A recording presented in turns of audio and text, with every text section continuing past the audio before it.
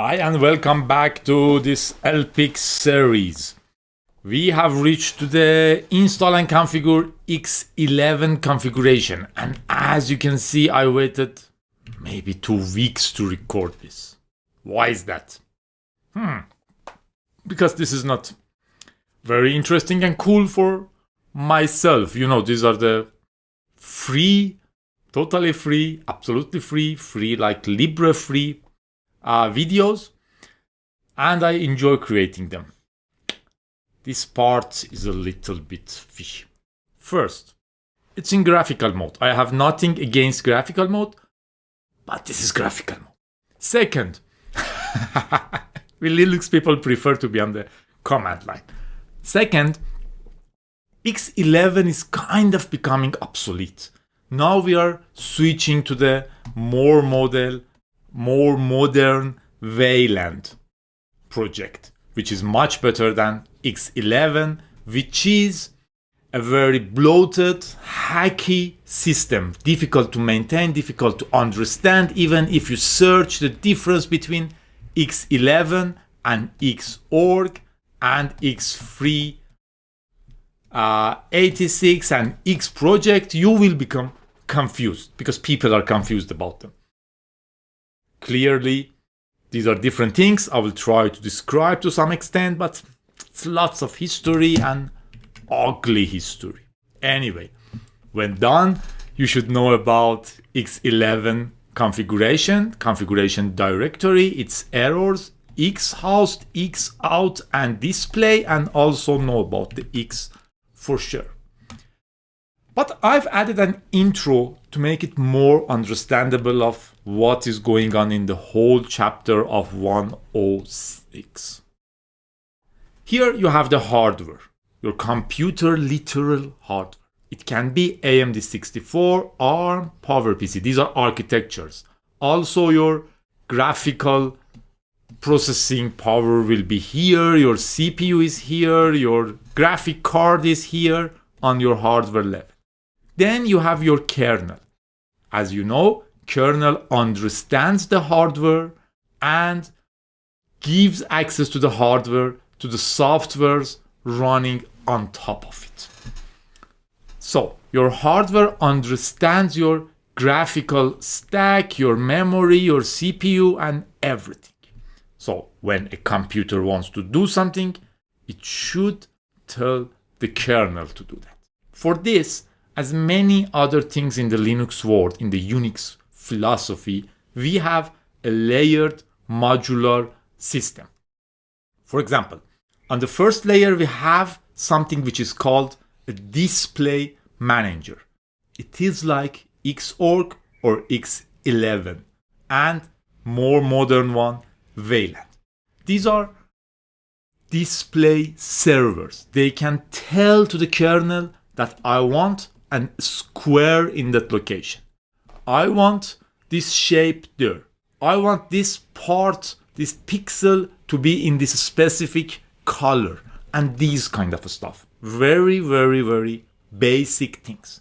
But these basic things are the building blocks of your more complicated graphical interfaces. On top of that, you should have a program which understands Windows. Not the Microsoft Windows, the concept of window. So if you have 2 programs running, they are running in different windows.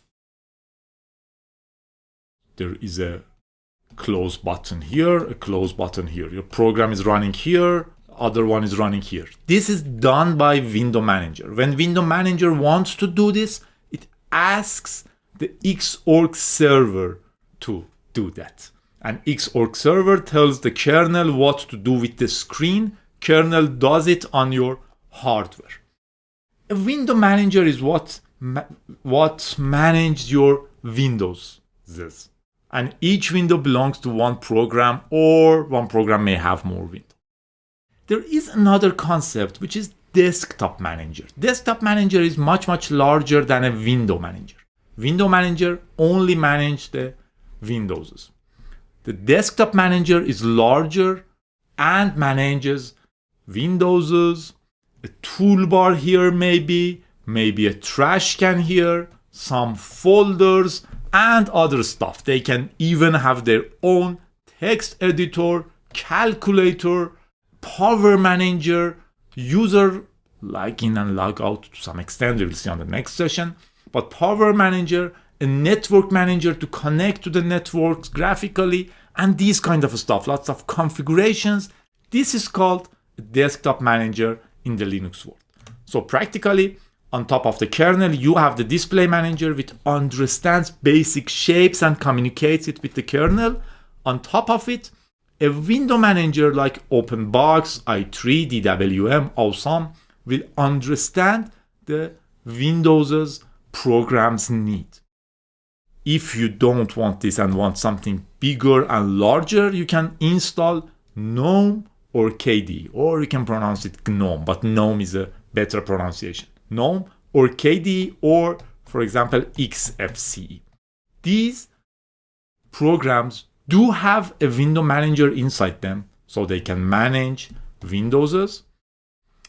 In addition, they have some things like a toolbar, or they may show some icons here. If you click them, something will start running. They have a power applet which manages your power and battery and everything. They might have a network manager. They might have a settings for their themes and everything. So it's larger.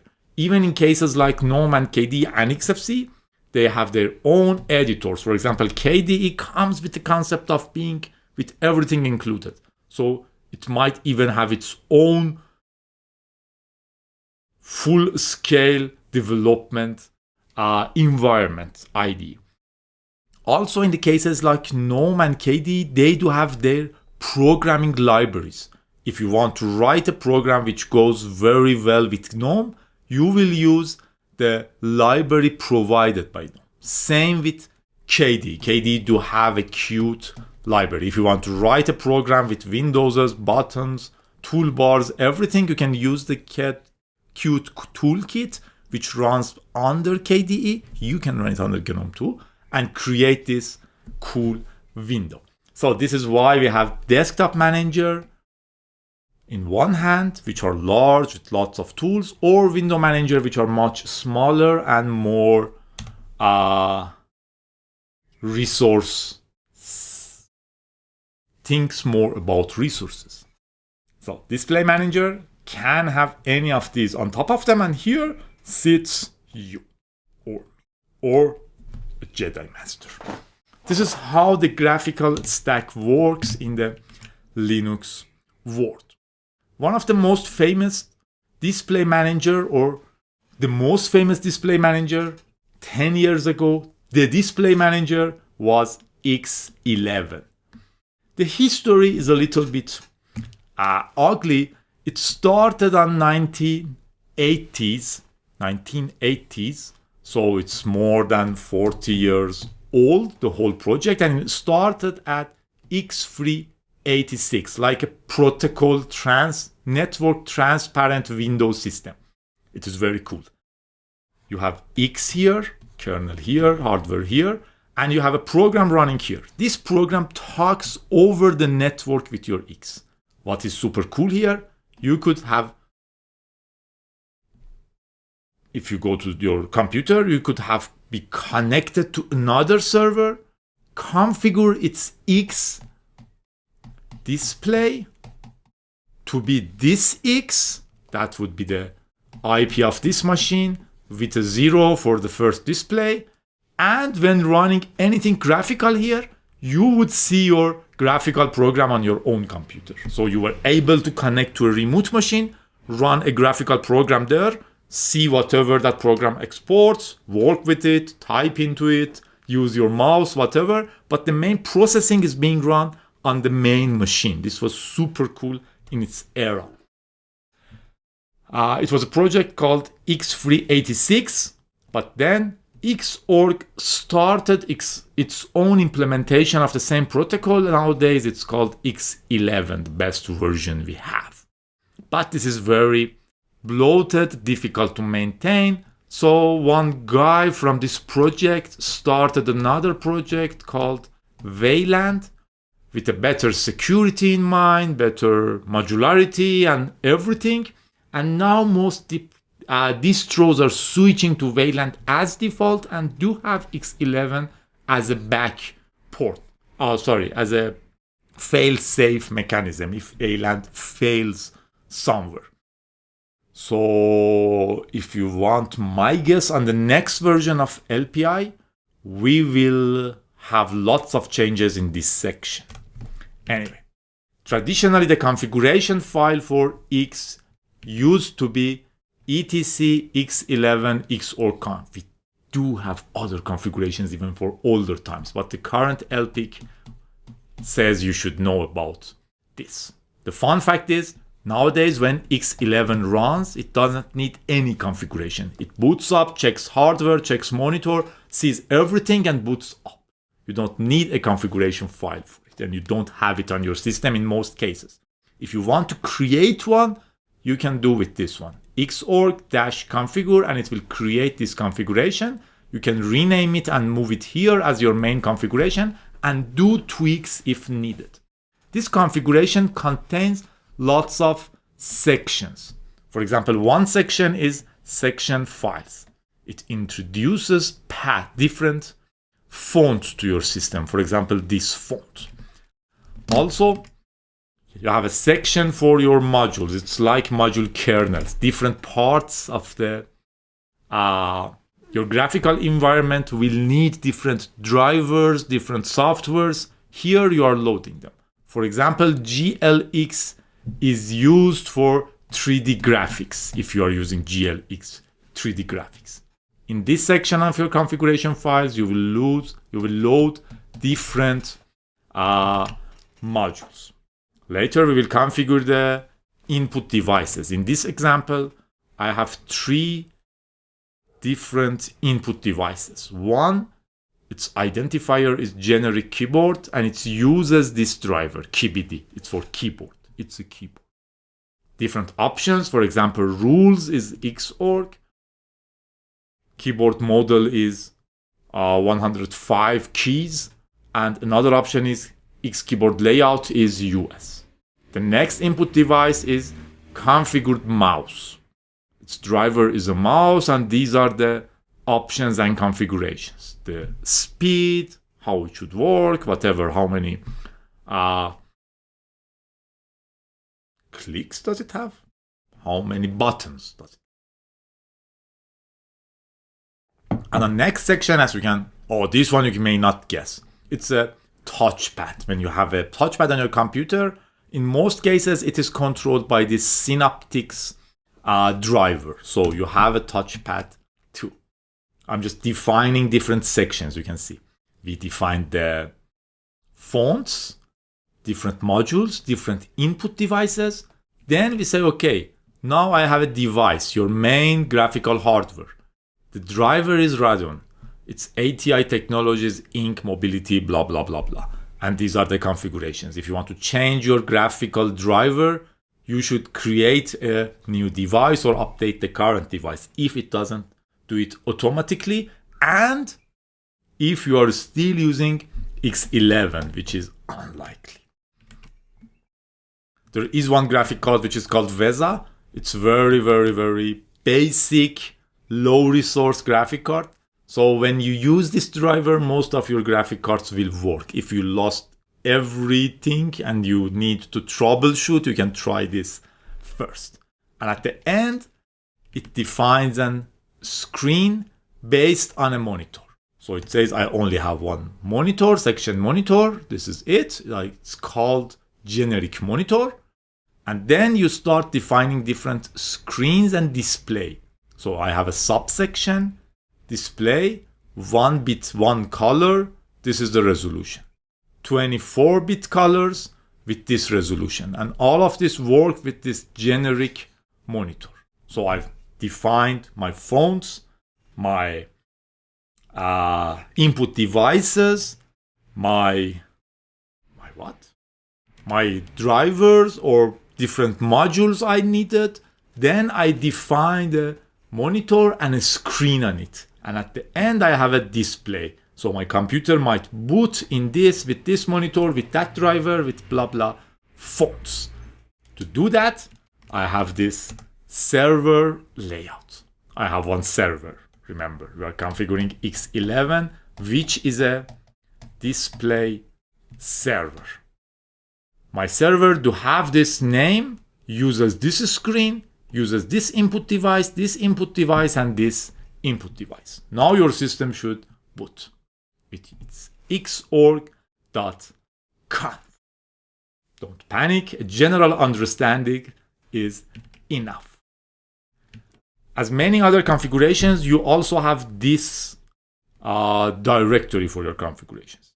This is an old story and very interesting one in Linux. For example, if you want to configure your web server, HTTP, for example, conf, you have a configuration for your web server.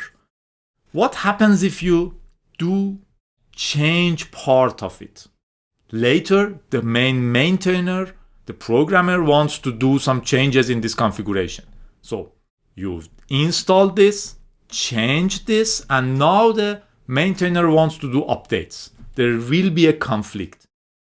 The system will have two options: delete yours and install the new one, or keep yours and ignore the new one. Not very interesting. Also, your configuration will become larger and larger, more difficult to maintain. So what we should do? We can create etc http-conf. The main configurations will go here, and a line here, or the program itself, will also load whatever you have in http.conf.d, whatever file you have. So, for example, if I want to configure my web server, I will do with jody.net.conf, and all my configuration will go here. Now, if a maintainer wants to update the configuration, it's easy. Overwrite this one because I haven't changed nothing here. If I want to add a new configuration, I will add a new file here. If I want to remove this one, I will just delete this one. Very easy to maintain. Same thing happens for xorg.conf.d. There is a configuration file here. You can add, configuration directory here where you can add your own configurations.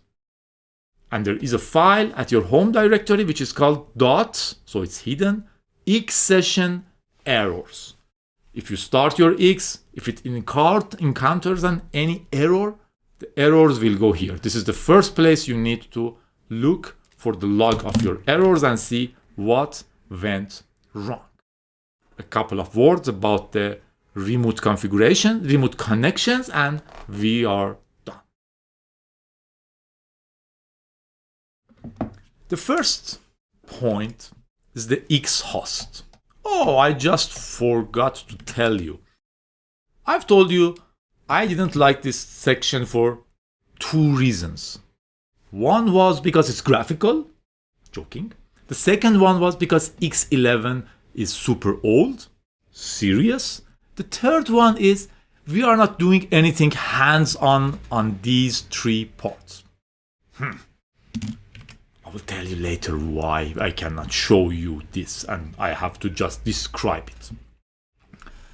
So I told you that X11 works over network. This is super cool. Even if you are running a graphical system on your own computer, it is talking with X using a network. But this is the address. Your own machine, the first or zeroth.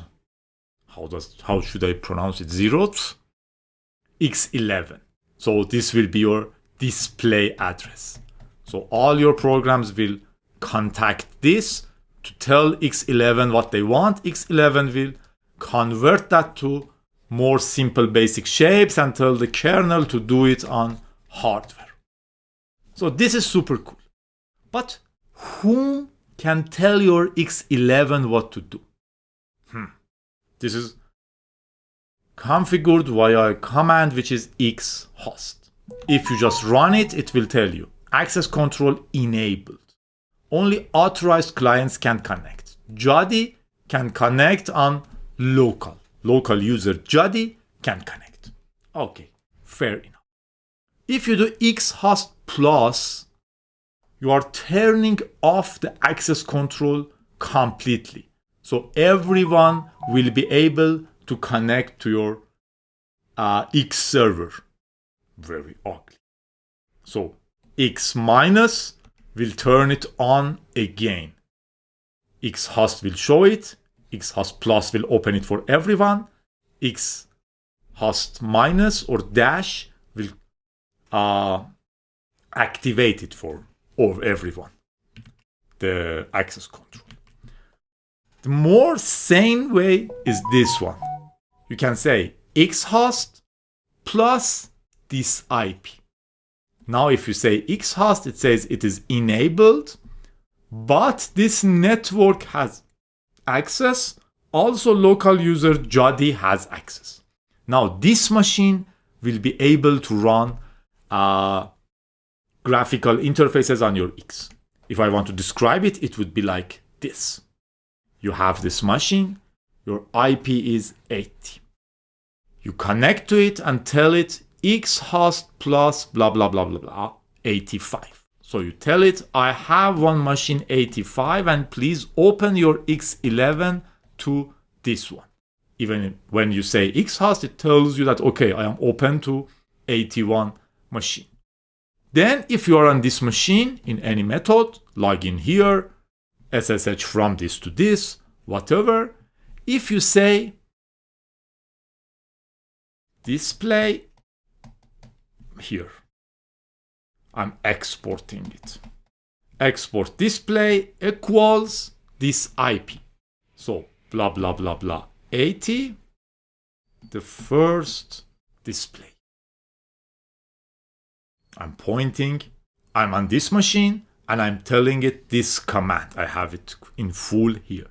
So you are telling on this machine that my display is on this IP :0. 0 means the first display configured here. Now if I run any, for example, xeyes here, any graphical program here, the output will be sent to this machine. And if you have a mouse and keyboard on this machine, you can use them to interact with this. The program is being run here, but the output is sent to this machine. This is super cool, huh? Yes. But nowadays, this is blocked on most distributions. For example, Debian blocks the X11 from listening to anything completely. You cannot configure your X11 to listen to something because Debian will block the request. This comes from 40 years ago at least. This is not secure, not well taught for today's complicated networks and hackers. So this doesn't work in a real world. Sadly. I will show you another method in the next section which works. Another command is xauth. You saw how xhost works. Xhost was showing you or configuring the X remote access based on IP addresses. Xauth does the same, but based on a secret token. There is a file .xauthority and you have a token there. It's a little bit more complicated, but in general, see it in this way. It's a very common practice in computer world. You have a token somewhere. If someone wants to connect your X, so on your machine, you have your X11 and your token saved here. If someone wants to access to your X, they should provide the same token or compatible token. They should provide a token and say, okay, I know your token, so let me connect. Still super unsecure and not used for remote access. But sometimes you will encounter this. You have two different users, one logs in, another something is running. You will see a situation where your graphical system is not working because of the not authorized. In that case, delete this file, run it again, and it will work because it will create a new correct token. But on my level, on our level, you should know about the xhost and you should know about the xauth, how they give access in very general way. And at the end, this chapter needs you to know about Wayland. I already talked about it. X11 is super old. It's very complicated. It's very hacky. Different parts are glued together to work. When they were creating this, the world was much nicer place. Hackers were not this aggressive. The needs were not this high and demanding, like things like compositing, window manager, and this kind of stuff. So we need a new window manager for sure. Someone from X11 project started the Wayland project. Now Wayland is very improved, practically usable. And in many distros, including, for example, Fedora or Ubuntu, I think, you will see Wayland being present. Even in many cases, Wayland is the default, and X11 is there as a fallback. So if Wayland doesn't work, the system switches to X11, or the user has the right to choose X11 during the login phase. X11 is more secure, easier to maintain, and I can assure you that on the next chapters of your life, you will see more Wayland than X11. Have fun, and let's go to the next section.